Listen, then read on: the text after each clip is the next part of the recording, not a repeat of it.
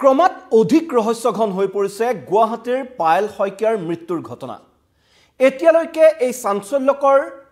মৃত্যুৰ কোনো সুংসূত্ৰ উলিয়াবলৈ সক্ষম হোৱা নাই আৰক্ষী, কিন্তু তাৰ মাজতে আৰক্ষীয়ে পায়েল শইকীয়াক হত্যাৰ অভিযোগত গ্ৰেপ্তাৰ কৰিছে দুজনকৈ যুৱকক। নমস্কাৰ, মই মৃত্যুপৱন গোস্বামীয়ে নিউজ 18 অসম নৰ্থ ইষ্টৰ ডিজিটেল লাইভলৈ আপোনালোকক স্বাগতম জনাইছোঁ। আৰু এই মুহূৰ্তত লৈ আহিছোঁ এটা ডাঙৰ খবৰ। 1 জানুৱাৰীৰ দিনাখনেই গুৱাহাটীত যি চাঞ্চল্যকৰ হত্যাকাণ্ড পোহৰলৈ আহিছিল, সেই হত্যাকাণ্ডৰ অভিযোগত দুজন যুৱকক ইতিমধ্যে আৰক্ষীয়ে গ্ৰেপ্তাৰ কৰিছে। আৰক্ষীয়ে গ্ৰেপ্তাৰ কৰিছে পায়েল শইকীয়াৰ মৃত্যুৰ গোচৰত গ্ৰেপ্তাৰ কৰিছে ৰাজ খাউণ্ড আৰু মানৱজ্যোতি কোচ নামৰ দুজন যুৱকক। আৰু এই দুই যুৱকৰ বিৰুদ্ধে পায়েল শইকীয়াক আত্মহত্যাৰ বাবে প্ৰৰোচিত কৰাৰ অভিযোগ উত্থাপিত হৈছে। এক গুৰুতৰ অভিযোগ। পায়েল শইকীয়া নামৰ এই যিগৰাকী যুৱতী আছিল, তেওঁৰ ৰাজগড়ৰ এটা ফ্লেটত তেওঁৰ মৃতদেহ উদ্ধাৰ হৈছিল। আৰু মৃতদেহ উদ্ধাৰৰ পিছতে চাঞ্চল্যৰ সৃষ্টি হৈছিল যে কিদৰে মৃত্যুবৰণ কৰিলে এই যুৱতীগৰাকীয়ে। আৰু তাৰ পিছতেই এই ঘটনাৰ লগত সাঙুৰ খাইছে দুজনকৈ যুৱকৰ নাম। এজনৰ নাম ৰাজ খাউণ্ড, আনজনৰ নাম মানৱজ্যোতি কোচ। এই দুজন যুৱকক ইতিমধ্যে আৰক্ষীয়ে গ্ৰেপ্তাৰ কৰিছে আৰু পায়েল শইকীয়াক আত্মহত্যাৰ বাবে প্ৰৰোচিত কৰাৰ অভিযোগ উঠিছে এই দুই যুৱকৰ বিৰুদ্ধে। আৰু ৰাজে সকলোকে পায়েলৰ স্বামী বুলি নিজকে পৰিচয় দিছিল। অভিযোগ মতে আৰক্ষীয়ে যিগৰাকী ৰাজ খাউণ্ড নামৰ যুৱকক গ্ৰেপ্তাৰ কৰিছে, এই যুৱকজনে নিজকে পায়েলৰ স্বামী বুলি আন মানুহৰ আগত পৰিচয় দি আহিছিল, কিন্তু বিয়া কৰোৱা নাছিল পায়েল শইকীয়া নামৰ যুৱতীগৰাকীক। আৰু এই যি সংঘাত, এই তাৰ বাবে দুয়োজনৰ মাজতে সংঘাতৰ সৃষ্টি হৈছিল। আৰু পায়েলে ৰাজক বিয়া কৰোৱাবলৈ জোৰ কৰি আহিছিল, কিন্তু অতি চালাক চতুৰ ৰাজে বিভিন্ন প্ৰলোভনেৰে পায়েলৰ লগত বিয়াৰ সম্পৰ্ক গঢ়ি তোলা নাছিল। তাৰ পৰিৱৰ্তে অভিযোগ মতে পায়েল শইকীয়াৰ সৈতে তেওঁ দৈহিক সম্পৰ্ক স্থাপন কৰি গৈছিল বিভিন্ন প্ৰলোভনেৰে। আৰু শেহতীয়াকৈ এই যি পায়েল শইকীয়াৰ মৃত্যু, এই মৃত্যুৰ সৈতে লাভ ট্ৰায়েংগুলৰ এক সংযোগ পাইছে আৰক্ষীয়ে। আৰু সেই অনুসৰি পায়েলৰ পাতি লোৱা ভায়েক মানৱৰ সৈতে শেহতীয়াকৈ প্ৰেমৰ সম্পৰ্ক গঢ়ি উঠিছিল হেনো। আৰু সেইবাবেই এই দুই যুৱকৰ সৈতে যি পায়েল শইকীয়াৰ সম্পৰ্ক গঢ়ি উঠিছিল, আৰু তাৰ পৰিণতিতে যুৱতীগৰাকীয়ে আত্মহত্যা কৰিবলৈ বাধ্য হ'ল বুলি প্ৰাথমিক তদন্তত আৰক্ষীয়ে সন্দেহ প্ৰকাশ কৰিছে। আৰু ইতিমধ্যে যি পায়েলৰ প্ৰথম প্ৰেমিক ৰাজ খাউণ্ড, তেওঁৰ লগতে পাতি লোৱা ভায়েক মানৱজ্যোতি কোচকো আৰক্ষীয়ে গ্ৰেপ্তাৰ কৰিছে। আৰু প্ৰেমৰ সম্পৰ্কৰ সমান্তৰালকৈ পায়েলৰ মেনেজাৰ হিচাপে কাম কৰিছিল মানৱে। বহু কথা এই সন্দৰ্ভত পোহৰলৈ আহি আছে। আৰু নিজৰ ব্যক্তিগত জীৱনৰ খেলিমেলিক লৈ এটা সময়ত মানসিকভাৱে ভাগি পৰিছিল পায়েল, যিহেতু দীৰ্ঘদিনীয়া প্ৰেমৰ সম্পৰ্ক আছিল ৰাজ খাউণ্ডৰ সৈতে। ৰাজ খাউণ্ডৰ সৈতে প্ৰেমৰ সম্পৰ্ক থকাৰ পিছতো তেওঁৰ সৈতে যিহেতু বিবাহপাশত আবদ্ধ হোৱা নাছিল ৰাজ, যেতিয়াই বিবাহৰ কথা ওলাইছিল বিভিন্ন চলাহী কথাৰে সেই প্ৰসংগৰ পৰা ফালৰি কটাৰ চেষ্টা কৰিছিল ৰাজে, আৰু এক প্ৰকাৰ পায়েলক ব্যৱহাৰ কৰি আহিছিল। তাৰ পিছতেই পায়েলৰ জীৱনলৈ আহিছিল তেওঁৰ ব্যক্তিগত মেনেজাৰ তথা পাতি লোৱা ভায়েক মানৱজ্যোতি কোচ। আৰু এই তেওঁৰ যি নিজৰ জীৱনত এই দুজনকৈ প্ৰেমিক অহাৰ পিছত যি ধৰণৰ সংঘাতৰ এক সৃষ্টি হ'ল, তাৰ বাবে মানসিকভাৱে ভাগি পৰিছিল পায়েল। আৰু যাৰ পৰিণতিত নিচাসক্ত হৈ থাকিব বিচাৰিছিল প্ৰতি মুহূৰ্তত পায়েল। এনেধৰণৰ যি দুয়োজন যুৱকে যথেষ্ট চাপত ৰাখিছিল পায়েলক, তেনেধৰণৰ অভিযোগ উত্থাপিত হৈছে যে দুয়োজন যুৱকৰ সম্পৰ্কৰ পিছত পায়েলক যথেষ্ট ধৰণে চাপত ৰাখিছিল। আৰু তাৰ পৰা মুক্তিৰ বাবে প্ৰতি সময়তে নিচাসক্ত হৈ থাকিবলৈ বিচাৰিছিল পায়েল। আৰু জীৱনৰ প্ৰতি মায়ামোহ প্ৰায় সকলো হেৰুৱাই পেলাইছিল পায়েলে। আৰু এনেধৰণৰ যি মানসিক অশান্তি, এই মানসিক অশান্তিৰ পৰা পৰিত্ৰাণ বিচাৰি প্ৰথমে নিচাৰ আসক্তিত ডুব গৈ আছিল পায়েল, আৰু তাৰ পিছত নিজৰ জীৱনৰ প্ৰতি থকা মায়া মোহ যেন লাহে লাহে সকলো হেৰাই গৈছিল পায়েলৰ। আৰু যাৰ বাবে 31 ডিচেম্বৰৰ দিনটোত নিজকে শেষ কৰি পেলোৱাৰ চৰম সিদ্ধান্ত ল'বলৈ বাধ্য হৈছিল পায়েল শইকীয়া নামৰ যুৱতীগৰাকী। সমগ্ৰ বিষয়টোৰ সন্দৰ্ভত চানমাৰি থানাত গোচৰ ৰুজু হৈছিল। 1/2025 নম্বৰত এটা গোচৰ ৰুজু হৈছিল। আৰু গোচৰটোত সম্প্ৰতি আৰক্ষীয়ে ধাৰা সন্নিৱিষ্ট কৰিছে 108, 69, 61, 2, 351, 2, 3 এই কেইবাটাও ধাৰা ইতিমধ্যে এই গোচৰটোত আৰক্ষীয়ে সন্নিবিষ্ট কৰি তদন্ত আগবঢ়াই নিছে আৰু এই সমগ্ৰ ঘটনাক লৈ কিন্তু যথেষ্ট ৰহস্যৰ সৃষ্টি হৈছে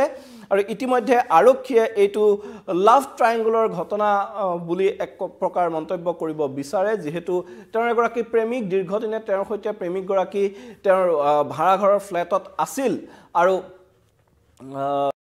আন মানুহৰ আগত যি ৰাজ খাউন নামৰ পায়েলৰ প্ৰেমিক আছিল সেই তেওঁ নিজকে স্বামী বুলি পৰিচয় দিছিল কিন্তু ৰাজ খাউন্দে পায়েলক বিবাহ কৰোৱা নাছিল বিবাহ বহিৰ্ভূতভাৱে ৰাজ খাউন্দে যুৱতীগৰাকীৰ লগত বসবাস কৰিছিল আৰু যেতিয়াই পায়েলে ৰাজ খাউন্দৰ সৈতে বিবাহৰ কথা উলিয়াইছিল তেতিয়াই বিভিন্ন প্ৰসংগৰে ফালৰি কাটিছিল আৰু যাক লৈ মানসিক হতাশাত ভুগি আছিল দীৰ্ঘদিনে পায়েলে আৰু তাৰ পিছতে পায়েলৰ জীৱনলৈ আহিছিল মানৱজ্যোতি কোচ এটা তেওঁৰ পাতি লোৱা ভায়েক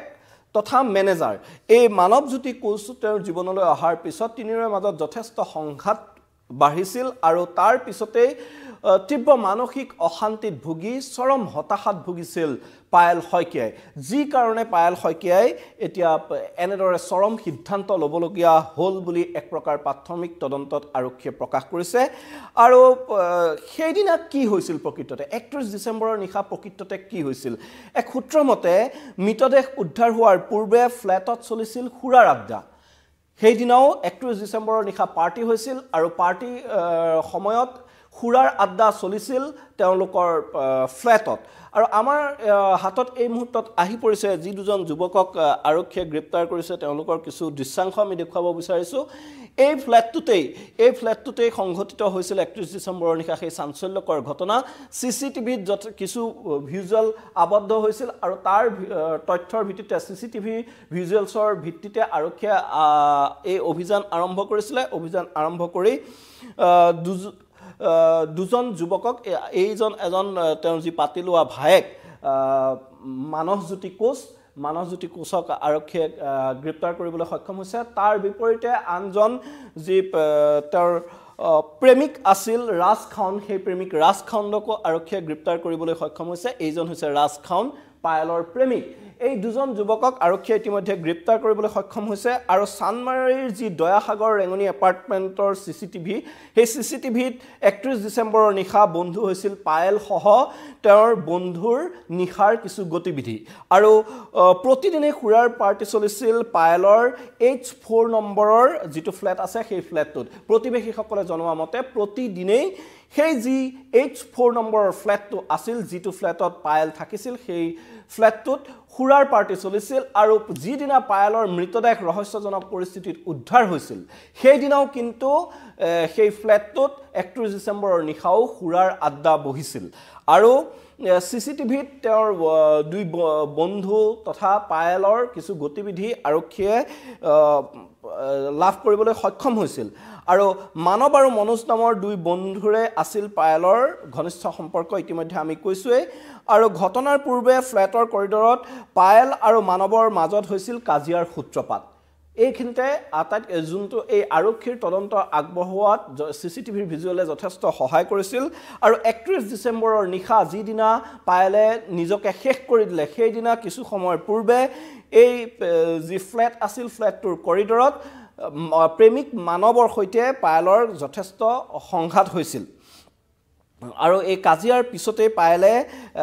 যথেষ্ট কন্দা-কটা কৰিছিল সেয়া যিসকল প্ৰতিবেশী আছিল প্ৰতিবেশীয়েও খুজিছিল আৰু কাজিয়াৰ মাজতে পুনৰ মানৱে প্ৰৱেশ কৰিছিল পায়েলৰ ফ্লেটত চিচিটিভিত এই তথ্যসমূহ বন্দী হৈছে যে কৰিডৰত দুইৰে মাজত মানৱজ্যোতি কোচ আৰু পায়েলৰ সংঘাত হৈছিল আৰু সেই সংঘাত হোৱাৰ পিছত পায়েলে যথেষ্ট কন্দা-কটা কৰিছিল আৰু সেই কন্দা-কটাৰ পিছতেই কিন্তু অতি খঙত পায়েলৰ ফ্লেটত প্ৰৱেশ কৰিছিল মানৱজ্যোতি কোচে যিগৰাকী পায়েলৰ পাতি লোৱা ভায়েক তথা মেনেজাৰ আছিল আৰু শেহতীয়াকৈ পায়েল আৰু তেওঁলোকৰ মাজত কিছু আত্মীয়তা গঢ়ি উঠিছিল প্ৰেমৰ সম্পৰ্ক গঢ়ি উঠিছিল আৰু যেহেতু পূৰ্বৰে পৰা পায়েলৰ প্ৰেমিক আছিল ৰাজ খাউন এক প্ৰকাৰ এই যি লাভ ট্ৰায়াঙ্গলৰ বাবে তেওঁলোকৰ মাজত যথেষ্ট অশান্তিৰ সৃষ্টি হৈছিল আৰু তীব্ৰ মানসিক অশান্তিত ভুগিছিল পায়েলে তাৰ পিছতে কিন্তু 31 ডিচেম্বৰৰ দিনৰ ভাগত পায়েলে দৰ্জা বন্ধ কৰি ফ্লেটত সোমাই আছিল এই ধৰণৰ কিছু ঘটনা ক্ৰম বিভিন্নজনে কোৱা যি দিয়া স্বীকাৰোক্তি আছে বা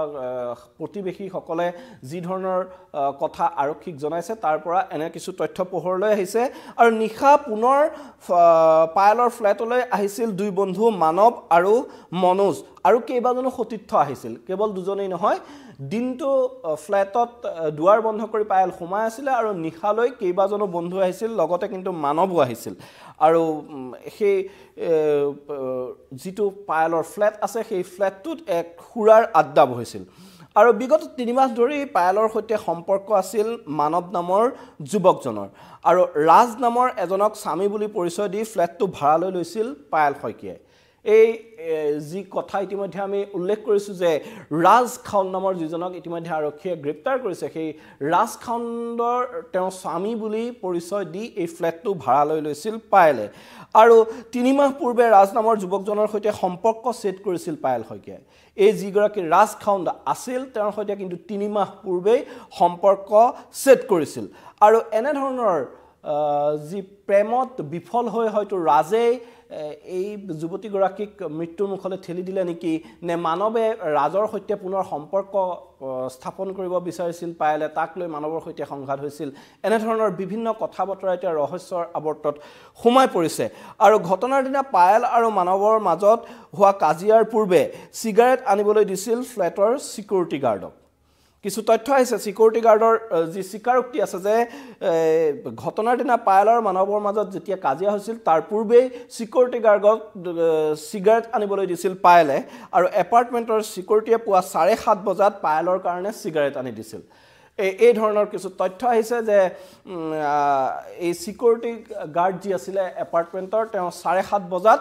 পায়েলক সিগাৰেট আনি দিছিল আৰু তাৰ পিছত ফ্লেটৰ দুৱাৰ বন্ধ কৰি দিনটো ফ্লেটতে আছিল পায়েল আৰু দিনটো ফ্লেটতে থকাৰ পিছত নিশালৈ তেওঁৰ প্ৰেমিক মানৱ তথা আন কেইবাজনো বন্ধুবৰ্গ আহিছিল আৰু ফ্লেটত সুৰাৰ আড্ডা চলিছিল তাৰ মাজতে সিসিটিভিত বন্দী হোৱা ভিজুৱেল অনুসৰি কৰিডৰতে মানৱ আৰু পায়েলৰ মাজত কাজিয়াৰ সূত্ৰপাত হৈছিল আৰু খুব খঙত মানৱে প্ৰৱেশ কৰিছিল পায়েলৰ ফ্লেটত এতিয়া এই সমগ্ৰ ঘটনা যে প্ৰেমক কেন্দ্ৰ কৰি হৈছে নেকি তেনে ধৰণৰ কিছু সন্দেহ কৰা হৈছে যে যেহেতু পূৰ্বৰ নিজকে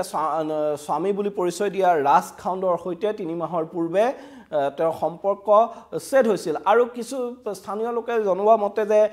3 মাহ পূৰ্বে এই যে ৰাজ খাউনৰ সৈতে তেওঁলোকৰ ফ্লেটৰ তলতে কাজিয়াৰ সূত্ৰপাত হৈছিল দুৰ্বাদল কাজিয়া লাগিছিল আৰু তাৰ পিছত তেওঁলোকৰ মাজত সম্পৰ্ক সেট হৈছিল তাৰ পিছত ৰাজ পায়েলৰ সৈতে যোগাযোগলৈ আহিছিল নে নাই নে আৰু লাহে লাহে ৰাজৰ পৰা আতৰি মানৱৰ সৈতে পাতি লোৱা ভায়েক মানৱৰ সৈতে প্ৰেমৰ সম্পৰ্ক গঢ়ি উঠিছিল পায়েলৰ কিন্তু দুইজন প্ৰেমিকৰ লগত সম্পৰ্ক এজনৰ লগত সম্পৰ্ক ছেদ হৈ নতুন জন প্ৰেমিকৰ লগত সম্পৰ্ক হোৱাৰ পিছতে তীব্ৰ মানসিক অশান্তিত ভুগি আছিল পায়েলে আৰু যথেষ্ট হতাশাত ভুগিছিল আৰু এনেদৰে হতাশাত ভুগি কেৱল নিচাসক্ত হৈ থাকিবলৈ বিচাৰিছিল প্ৰতিটো মুহূৰ্তত আৰু লাহে লাহে যেন নিজৰ জীৱনৰ প্ৰতি মায়া মোহ সকলো হেৰুৱাই পেলাইছিল পায়েলে সেইবাবেই হয়তো 2024 বৰ্ষৰ শেষৰ দিনটোত আৰু নৱবৰ্ষক আদৰাৰ যি উন্মাদনাত সমগ্ৰ বিশ্ব ডুবি আছিল সেই সময়তে পায়েলে নিজৰ জীৱনটোক শেষ কৰি পেলালে কিন্তু এটা কথা ঠিক যে এইখিনিত পায়েলে আত্মহত্যাই কৰিলে নে হত্যাই কৰিলে সেই কথা এতিয়ালৈকে সম্পূৰ্ণ স্পষ্ট হোৱা নাই যি মৰণোত্তৰ পৰীক্ষাৰ প্ৰতিবেদন সেই প্ৰতিবেদনে স্পষ্ট কৰিব কিন্তু পায়েলৰ হত্যাৰ সৈতে জড়িত থকাৰ অভিযোগত এই দুজনকৈ ৰাজ খাউন আৰু মানৱজ্যোতি কোচ নামৰ দুজন যুৱকক আৰক্ষীয়ে গ্ৰেপ্তাৰ কৰিছে আৰু তেওঁলোকৰ বিৰুদ্ধে মূল অভিযোগটো হৈছে পায়েলক আত্মহত্যাৰ বাবে প্ৰৰোচিত কৰিছিল ৰাজ আৰু মানৱে এক প্ৰকাৰ দুইজনে তীব্ৰ মানসিক হেঁচা প্ৰয়োগ কৰিছিল পায়েলৰ ওপৰত যিভাবে মানসিকভাৱে ভাগি পৰিছিল পায়েল চূড়ান্ত হতাশাত ভুগি নিচাত ডুবি থাকিছিল প্ৰতি সময়তে পায়েল আৰু নিজৰ জীৱনৰ প্ৰতি মায়ামোহ এৰি হয়তো এনে ধৰণৰ চৰম সিদ্ধান্ত বাছি ল'বলৈ বাধ্য হৈছিল পায়েল আৰু পায়েলৰ এই যে ব্যক্তিগত জীৱন তাক লৈ যথেষ্ট প্ৰশ্ন উত্থাপিত হৈছে যেহেতু ছাত্ৰীবাৰীত ঘৰ আছিল যুৱতীগৰাকীৰ আৰু ছাত্ৰীবাৰীৰ ঘৰত অকলশৰীয়া মাতৃ অকলে আছিল কিন্তু তেওঁ এই যি দয়াসাগৰ ৰেঙনি এপাৰ্টমেণ্ট চানমাৰী সেই এপাৰ্টমেণ্টত ভাড়াতীয়া হিচাপে আছিল আৰু ৰাজ খাউন নামৰ যিগৰাকী যুৱক সেই যুৱকগৰাকীক স্বামী হিচাপে পৰিচয় দি এই ফ্লেটটো তেওঁলোকে ভাড়া লৈ লৈছিল কিন্তু ৰাজে তেওঁৰ সৈতে বিবাহপাশত আবদ্ধ হোৱা নাছিল বিবাহপাশত আবদ্ধ নোহোৱাকৈ তেওঁলোকে নিজকে স্বামী স্ত্ৰীৰ পৰিচয় দি সেই ফ্লেটটো লৈছিল পিছত যেতিয়া ৰাজৰ সৈতে বিবাহৰ কথা উলিয়াইছিল পায়েলে তাৰ পিছত দুইৰে মাজত কিছু সংঘাতো হৈছিল আৰু ৰাজে বিভিন্ন প্ৰলোভনেৰে বিভিন্ন চলাহী কথাৰে সমগ্ৰ বিষয়টোৰ পৰা আঁতৰি থাকিছিল আৰু সেইবাবেই হয়তো তেওঁলোকৰ মাজত যথেষ্ট সংঘাত হৈছিল পৰৱৰ্তী 3 মাহৰ পূৰ্বে তেওঁলোকৰ সম্পৰ্কৰ বিচ্ছেদ হৈছিল কিন্তু বিচ্ছেদ হোৱাৰ পিছতো হয়তো ৰাজে এই পায়েলৰ ওপৰত মানসিক অত্যাচাৰ চলাই গৈছিল তাৰ সমান্তৰালকৈ মানৱ জ্যোতিৰ সৈতে যি নতুন সম্পৰ্ক গঢ়ি উঠিছিল পায়েলৰ আৰু সেই সম্পৰ্কৰ কিছুদিনৰ পিছতে যথেষ্ট হয়তো তিক্ততাপূৰ্ণ হৈ পৰিছিল যিহেতু সিসিটিভিৰ ভিজুৱেলছত দেখা গৈছে তেওঁলোকৰ মাজত যথেষ্ট কাজিয়া হৈছিল আৰু কাজিয়া হোৱাৰ পিছতেই পায়েলে যথেষ্ট কন্দাকটা কৰিছিল কন্দাকটা কৰাৰ পিছত ৰুমলৈ সোমাই গৈছিল আৰু খুব খঙেৰে মানৱ জ্যোতিও পায়েলৰ ফ্লেটত সোমাই গৈছিল আৰু সেইদিনা 31 ডিসেম্বৰৰ নিশা প্ৰকৃততে ফ্লেটটোৰ ভিতৰত কি ঘটিছিল সেয়া এতিয়াও ৰহস্যৰ আৱৰ্তত আছে আৰক্ষীয়ে ধৃত দুই যুৱকক মাৰাথন জেৰা চলাব জেৰাত হয়তো এই দুই অভিযুক্তই যি স্বীকাৰোক্তি দিয়ে তাৰ পিছত আৰক্ষীয়ে হয়তো এই সমগ্ৰ ঘটনাৰ যথেষ্ট ক্লু লাভ কৰিবলৈ সক্ষম হ'ব আৰু প্ৰকৃততে যি কেইবাজনো বন্ধুৰ লগত মানৱজ্যোতি 31 ডিসেম্বৰৰ নিশা পায়েলৰ ফ্লেটত প্ৰৱেশ কৰাৰ তথ্য ইতিমধ্যে সিসিটিভি কেমেৰাত বন্দী হৈছে সিসিটিভিৰ ভিজুৱেলত স্পষ্ট হৈ আছে সিসিটিভি ভিজুৱেলৰ ভিত্তিতে আৰক্ষীয়ে এই দুজন যুৱকক ইতিমধ্যে গ্ৰেপ্তাৰ কৰিছে আৰু ইয়াৰ পিছত তেওঁলোকক আৰক্ষীয়ে জেৰা চলাব আৰু এই জেৰাত প্ৰকৃততে ফ্লেটত সেই নিশা কি হৈছিল সেই কথা মানৱজ্যোতিয়ে আৰক্ষীক জনাব লাগিব আৰু তাৰ পিছতে হয়তো জল পটপট হৈ পৰিব এই পায়েল শইকীয়া নামৰ যুৱতীগৰাকীৰ মৃত্যুৰ ৰহস্য প্ৰকৃততে কেনেদৰে মৃত্যু হ'ল পায়েল শইকীয়াক হত্যা নে আত্মহত্যা পায়েল শইকীয়াৰ মৃত্যু হত্যা নে আত্মহত্যা মানৱজ্যোতিয়ে বন্ধুবৰ্গৰ সৈতে মিলি পায়েলক হত্যা কৰিলে নেকি হত্যা কৰি পায়েলক চিপ লগাই সমগ্ৰ ঘটনাক আত্মহত্যাৰ ৰূপ দিবলৈ চেষ্টা চলাইছে নেকি এই সমগ্ৰ তথ্য পোহৰলৈ আহিব চানমাৰী আৰক্ষীৰ তদন্তত ইতিমধ্যে দুই মূল অভিযুক্ত মই পুনৰ কৈছো যি চাঞ্চল্যকৰ হত্যাকাণ্ড 31 ডিসেম্বৰৰ নিশা গুৱাহাটীৰ মাজমজিয়াত সংঘটিত হ'ল এটা ফ্লেটত চিপ লৈ থকা অৱস্থাত পায়েল শইকীয়া নামৰ যুৱতীগৰাকীৰ মৃতদেহ উদ্ধাৰ হৈছিল পায়েল শইকীয়াৰ মাতৃয়ে সেইদিনা বাৰে বাৰে ফোন কৰিছিল নিজৰ কন্যালৈ কিন্তু কন্যাই ফোন ৰিচিভ কৰা নাছিল সেইবাবে উদ্বিগ্ন হৈ পৰা পায়েলৰ মাতৃয়ে যি ফ্লেটৰ সিকিউৰিটি গাৰ্ড আছে সিকিউৰিটি গাৰ্ডক ফোন কৰি পায়েলৰ খবৰ ল'বলৈ কৈছিল আৰু সিকিউৰিটি গাৰ্ডে যেতিয়া খবৰ ল'বলৈ গ'ল পায়েলৰ কোনো সহাৰি পোৱা নাছিল দৰজাত ঢকিয়াই চিঞৰি মতাৰ পিছতো পায়েলৰ কোনো সহাৰি পোৱা নাছিল উপায়ন্তৰ হৈ দৰজা ভাঙি প্ৰৱেশ কৰিছিল আৰু তেতিয়াই পায়েলে চিপ লোৱা অৱস্থাত মৃতদেহ উদ্ধাৰ কৰিছিল সিকিউৰিটি গাৰ্ডে আৰু তাৰ পিছতে সমগ্ৰ ঘটনাক লৈ তীব্ৰ চাঞ্চল্যৰ সৃষ্টি হৈছে আৰু এতিয়া এই ঘটনাৰ তদন্ত ক্ষিপ্ৰগতিত আগবঢ়াই নি চানমাৰী আৰক্ষীয়ে ইতিমধ্যে গ্ৰেপ্তাৰ কৰিছে দুজনকৈ যুৱকক এজন পায়েলৰ প্ৰাক্তন প্ৰেমিক নাম ৰাজ খাউন এই ৰাজ খাউনৰ সৈতে পায়েলে বিবাহপাশত আবদ্ধ হোৱা বুলিয়ে তেওঁক স্বামী বুলি পৰিচয় দিয়ে কিন্তু এই যিটো ফ্লেট আছে দয়াসাগৰ ৰেঙনি এপাৰ্টমেণ্টৰ ফ্লেটটো ভাড়া লৈ লৈছিল আৰু আনজন যিজন যুৱকক আৰক্ষীয়ে গ্ৰেপ্তাৰ কৰিছে তেওঁ হৈছে মানৱজ্যোতি কোচ এই মানৱজ্যোতি কোচ আছিল পায়েলৰ মেনেজাৰ আৰু পায়েলে পাতিলোৱা ভায়েক আৰু এই পাতিলোৱা ভায়েক মানৱজ্যোতিৰ সৈতে পৰৱৰ্তী সময়ত পায়েলৰ প্ৰেমৰ সম্পৰ্ক গঢ়ি উঠিছিল আৰু প্ৰায় মানৱ পায়েলৰ ফ্লেটলৈ অহা যোৱা কৰি আছিল আৰু যিদিনা মৃত্যু হৈছিল পায়েলৰ সেই দিনাও কিন্তু মানৱে পায়েলৰ ফ্লেটলৈ আহিছিল সেইদিনা কিছু সময়ৰ পূৰ্বে মানৱৰ সৈতে পায়েলৰ সংঘাত হৈছিল সকলো ঘটনা সিসিটিভিত বন্দী হৈছে আৰু 31 ডিসেম্বৰৰ নিশাও পায়েলৰ যি ফ্লেট আছে সেই ফ্লেটত সুৰাৰ আড্ডা হৈছিল সেই সমগ্ৰ তথ্য ইতিমধ্যে আৰক্ষীয়ে লাভ কৰিছে আৰু এই দুজন যুৱকক যে আৰক্ষীয়ে গ্ৰেপ্তাৰ কৰিছে ৰাজ খাউন আৰু মানৱজ্যোতি কোচ এওঁলোকক এতিয়া জেৰা চলাব এওঁলোকক জেৰা চলালেই হয়তো পোহৰলৈ আহিব এই ঘটনাৰ আঁৰৰ ৰহস্য ধন্যবাদ